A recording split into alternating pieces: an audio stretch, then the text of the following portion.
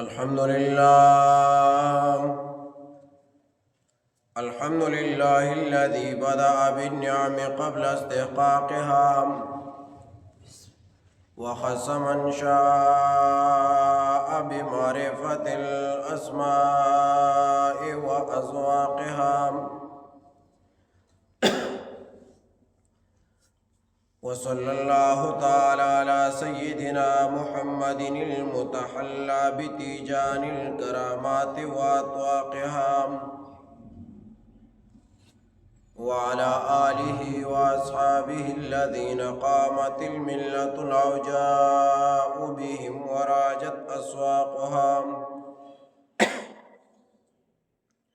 أما بعد فأعوذ بالله من الشيطان الرجيم. بسم الله الرحمن الرحيم. إذ تستغيثون ربكم فاستجاب لكم أني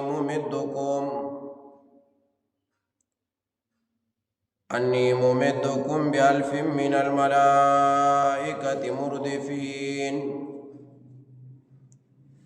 وما جعل الله إلا بشرى ولتطمئن به قلوبكم وما النصر إلا من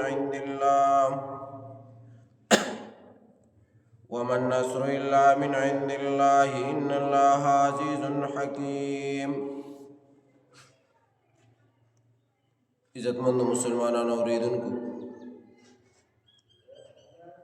د نبی علیہ الصلوۃ والسلام سیرت طیبہ مبارکہ غشورو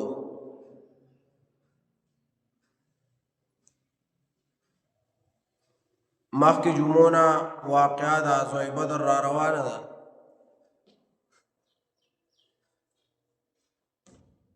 کہ نبی علیہ السلام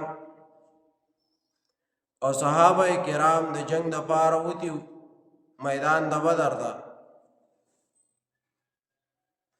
او میدان د بدر تلاړه د پاره چې مشرکانو سره جنگو کی او ډله د ابو سفیان چې د شام نه را روانه دا غولوټي او دا غینه مال واخلي. دا تفصیلی واقعہ مخکې څه بیان شوی دا سره روانه ده.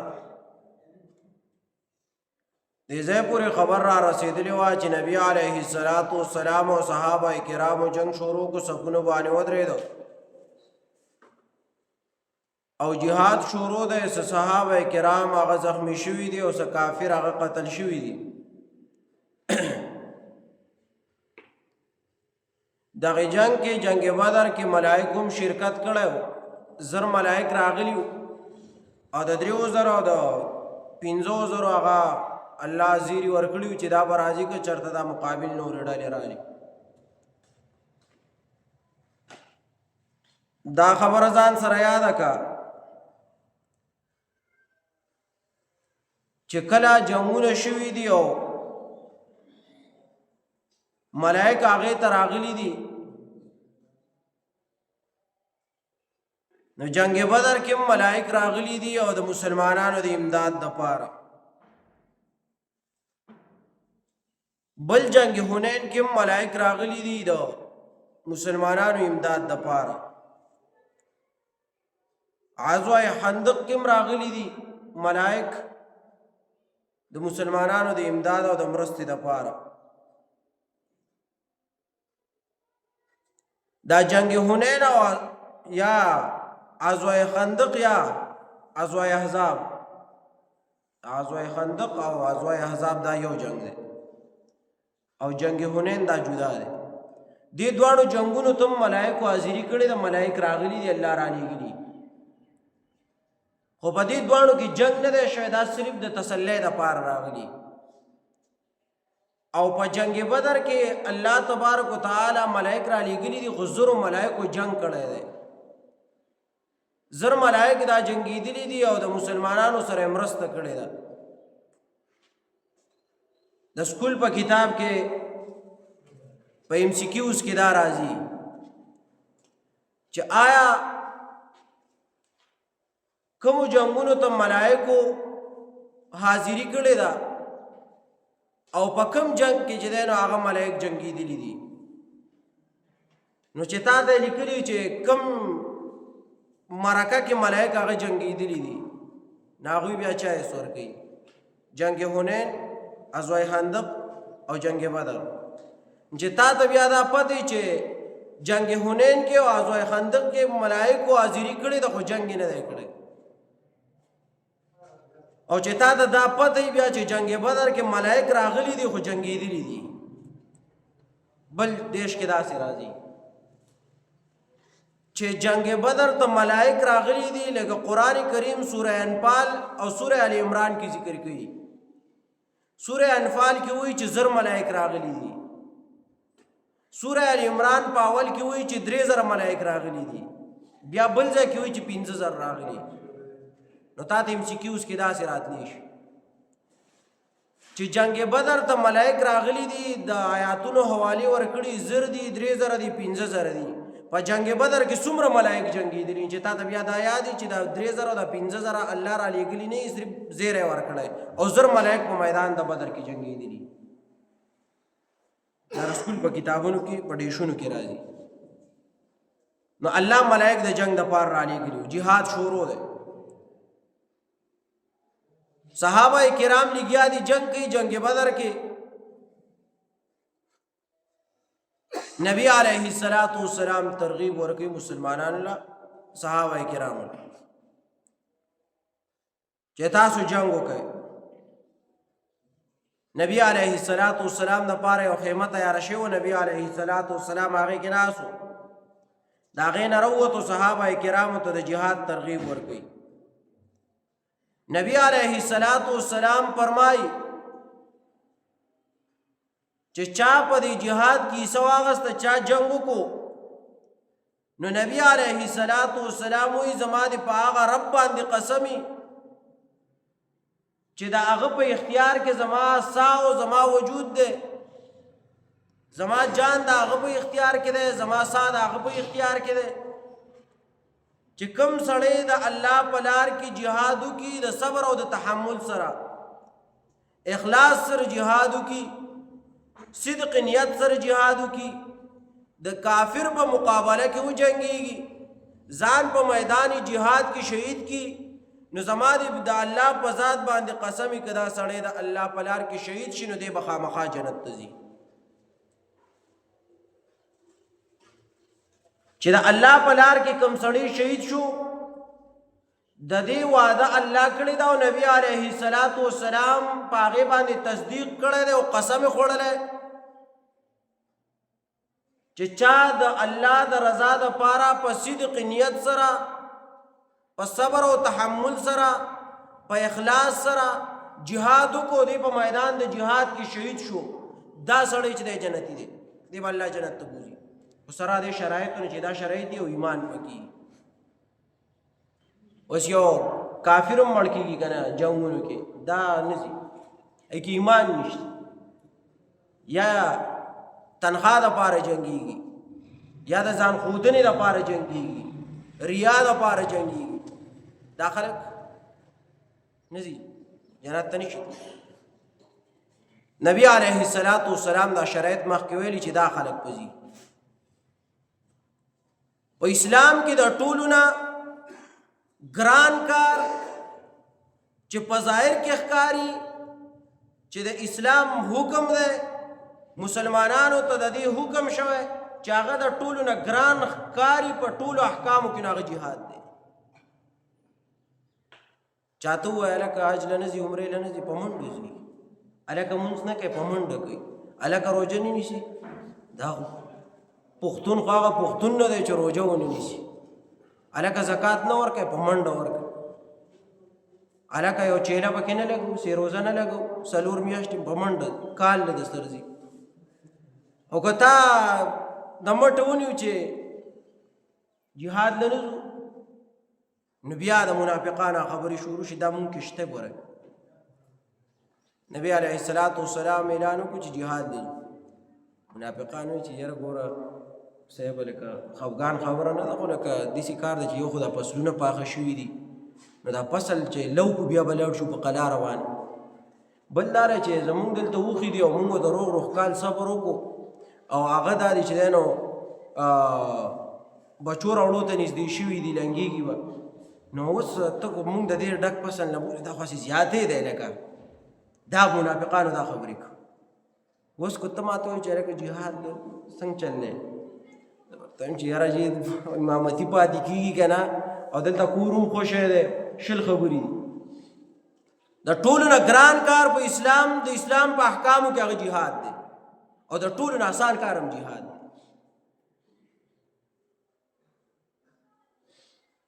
خالد ابن ولید رضی الله تعالی عنہ تو ګوره د هغه په ژوندانه د هغه نه چېرته د جهاد جنګ نه دی پاتې شوی احادیثو کې راځي نبی علیه الصلاۃ والسلام وایي چې د خالد ابن ولید رضی الله تعالی عنہ دا وجود د تورې د ګزار نه یا د غشي د ګزار نه دوره صفا نه پاتې شوی چې سړي به د ستنې دا سوم یې خوی دوره دا وجود لګېدلی او په ګزارونو خو الله نه ووژلی خلک وایي جهاد کې مرګ دی که نه خو الله شهید کړی نه بیا چې کله هغه مړ کېږي په خپله بشتره باندې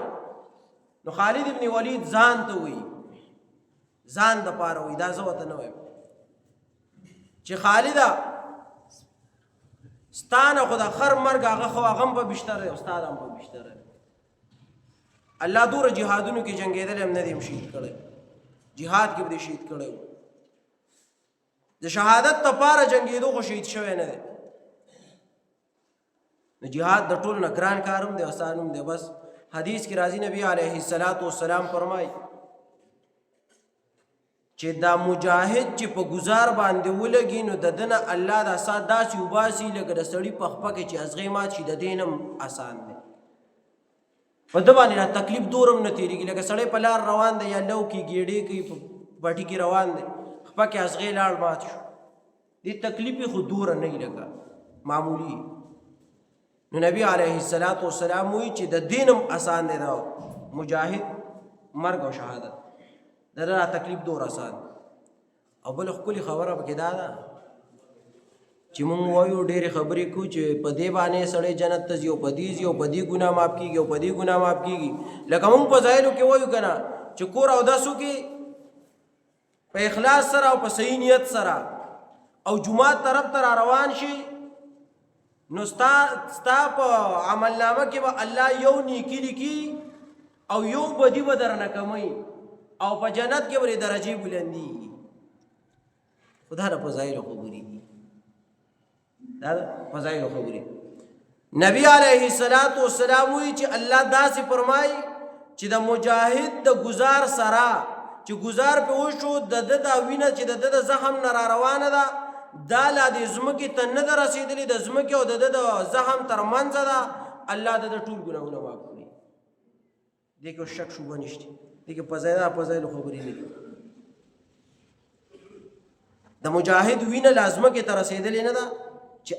الله وله معاف کړي مونږ یو د کله چې پردي حق ذکر کوي که نه مولیان نو الکه الله پردی حق نه معاف کوي ولو که چرته یو سړی شهید کیږي او په میدان جنگ کې مړ شو خو پردی حق ته پې الله یې نه معاف کوي دا به دې ورکوي دا خو صحیح خبره ده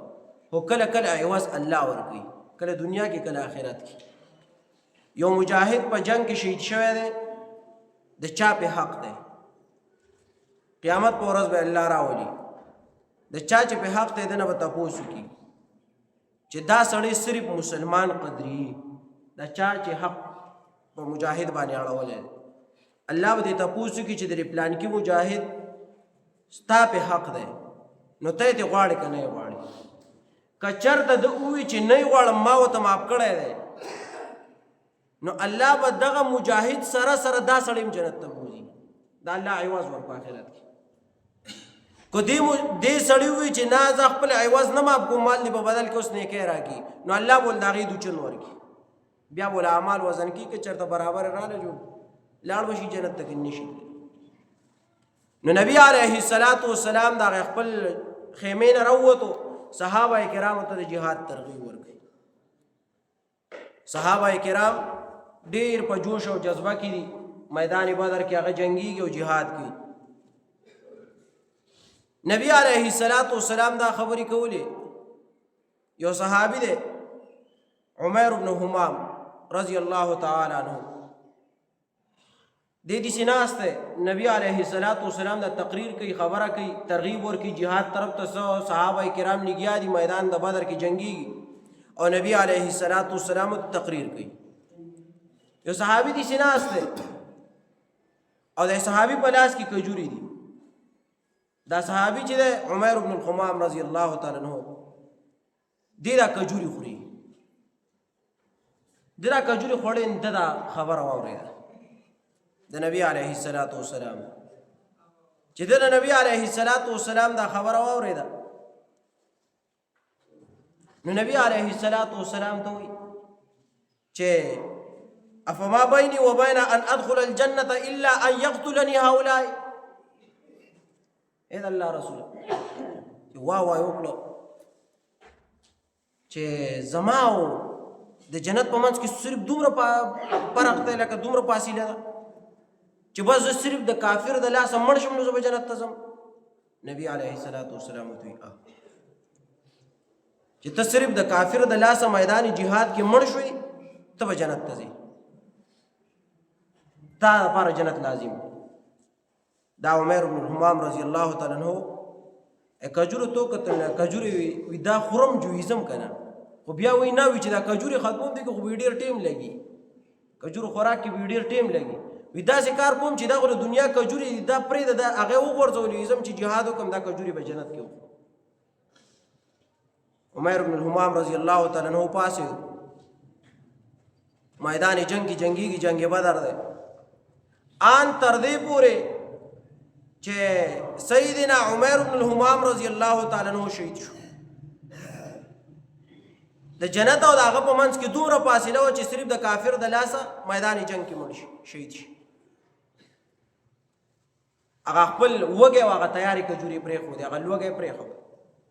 چې ډومبه جنت ته ورسته بیا چې دینو خېټه سنبال یو صحابي دی سیدنا عوف ابن حارث رضی اللہ تعالی عنہ دی نبی علیہ السلام تو یا رسول اللہ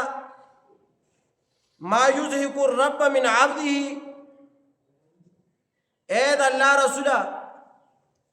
دا اللہ د خپل بندنا په کم کار باندې خوشحالی کی خاندي پوری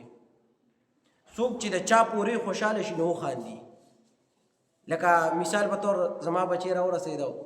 دغلته کار دی هغه کار کوي او زه ته د لرې نه ګورم خاندم ما بچی دور را ورسېد چې کار کوي لکه ځوان شو خوشحالیږي که نه دا صحابي دی عوف ابن حارث رضی اللہ تعالی عنہ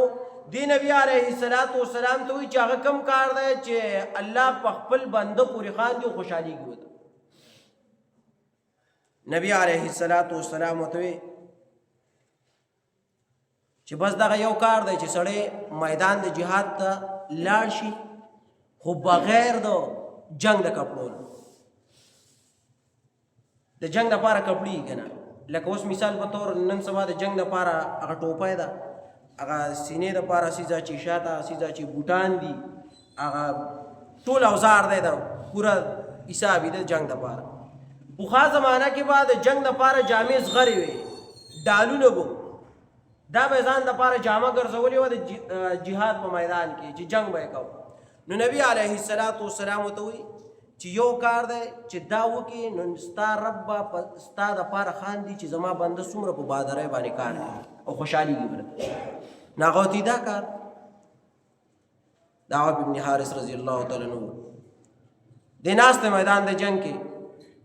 نبی علیه السلام خو ترغیب ورکو خبره یې کوله د جهاد په ځای بیانول نو دا عوف ابن حارث رضی الله تعالی عنہ د زغره په غاړه د زغره اغوستې ده چې نبی علیه السلام ته دا خبره وکړه چې یو ته بغیر د جنگ د کپړو نه میدان د جهاد ته ودانګي او د خپل لاس د دشمن په وینو کې سور کې او دا غوپی وخی د دشمن په وینو کې او ته په دغه حالات کې مړ شو نو ته بس چرته سي ډایرک په جنت ستا په منځ کې بل لار بیا نشته دا عوف ابن حارث رضی الله تعالی عنہ دا اغزغر وباسله او بغیر د جنگ د کپړو نه میدان د جهاد ته ودانګل آن تر دې پورې جنگیدو چې شهید شو میدان جهاد کې دساوت صحابه کرام چې نبی علیه السلام خبره به اورېدلې نه وه چې د اورېدلو سره سره به هغه په زړه لیکلې وه.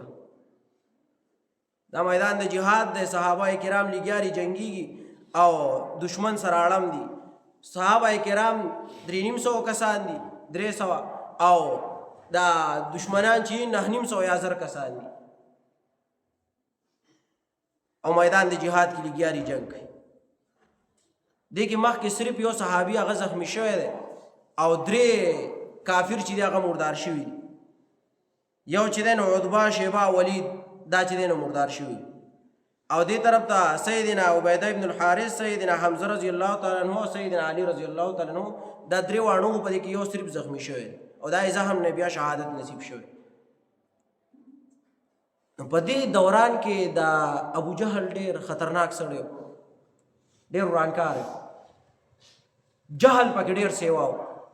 په دغه میدان کې دی پاسې د خپلو ملګرو ته تقریر کړي. د ابو جهل چې ګوره دا یو خبره واورئ،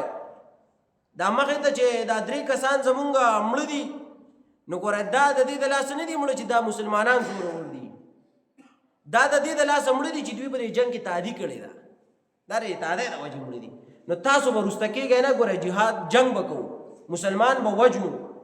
او ان تر دې پورې به جنګ کوو چې دا مسلمانان په پړو کې وتړو او یا چې دی نو ووجنو په دې میدان د جنګ کې.